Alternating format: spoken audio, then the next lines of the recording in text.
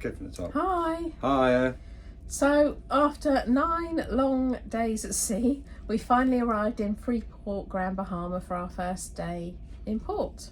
So today we're going to have a look around the dock area, and then this afternoon we're going out on one of P&O's official excursions, which is the sights of Freeport by open air tram. Let's go and explore.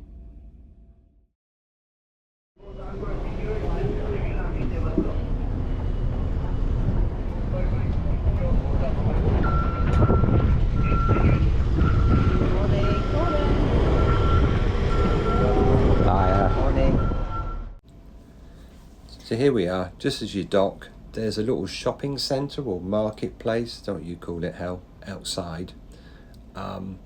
Lots of different stalls, but a lot of them do have the same products in them. This is our second time in this port, so we were aware that pretty much everything is the same there. And then we noticed a lot of people congregating and they were all accessing the Wi-Fi.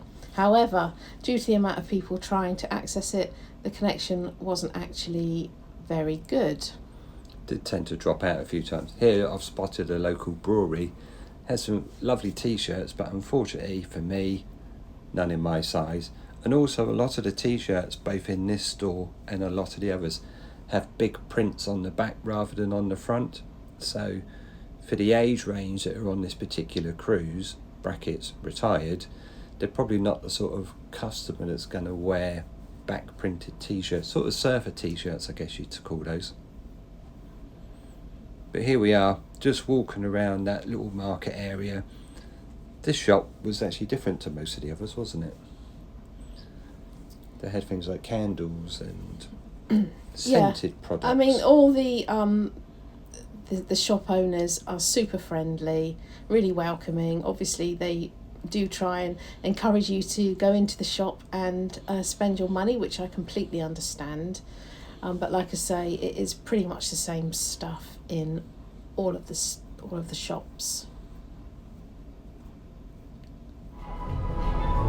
So there's also a little straw market. That was very cute. Very pretty. But again, more of the shops just selling the same thing. As you can hear in the background, there's a guy, there was a musician there, playing traditional music, sort of your Bob Marley and Steel all the pans and reggae and things. stuff. But he was very entertaining. And he had a tip jar so people could tip him.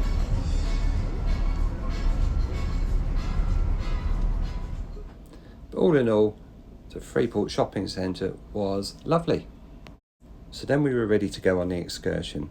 It was advertised as an electric trolley tram. We were told it had been overbooked. The coach driver said it could never cope with the numbers that were wanting to go. We ended up on this little minibus, which had far too many people realistically. A little pop-up seat to cope with the added numbers, which would make getting on and off very, very difficult. So our first stop was to this pretty little church just outside of town. Unfortunately, though, we weren't able to go into it because someone had died. So we just parked up in the car park and we were given some Bahama Mama fruit punch by the driver before heading off to our next destination, which is a place called Cooper's Castle. Doesn't really resemble a castle at all. But it's what they class as a castle. It was very pretty and it had amazing views out over the Atlantic Ocean. Yeah, mobility was a bit of an issue for some people because it is quite steep, and there was a spiral staircase up to this lookout area which goes out across the Atlantic Ocean. As I said, very pretty, but if you've got mobility issues, probably one to think about in terms of getting around.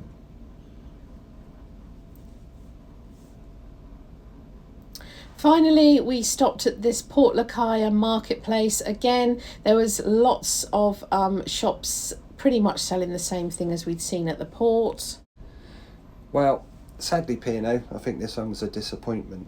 We didn't have the electric trolley as advertised. We were on that little cattle truck of a bus that was difficult to get on and off of. What do you think? Yeah, I have to say it was all a bit rushed. There were some people on the bus with mobility issues and they really struggled So in view of this, we're only going to give this one a 5 out of 10.